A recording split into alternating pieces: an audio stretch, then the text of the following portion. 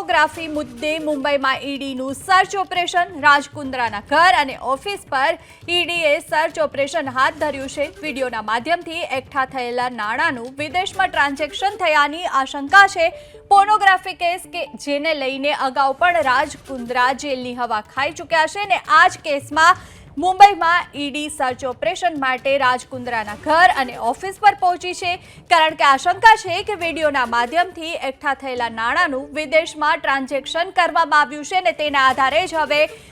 દરોડા પાડવામાં આવ્યા છે રાજકુંદ્રાના ઘર અને ઓફિસ પર। રાજકુંદ્રા એટલે કે શિલ્પા શેટ્ટીના પતિ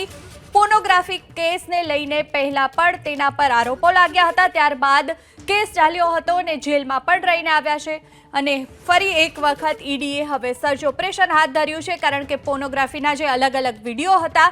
તેના માધ્યમથી જે તમામ નાણાં એકઠા થયા હતા, આશંકા છે કે તેને વિદેશમાં ટ્રાન્ઝેક્શન કરવામાં આવ્યું છે, ટ્રાન્સફર કરવામાં આવ્યું છે અને તેને કારણે જ આ છાપેમારી કરવામાં આવી છે।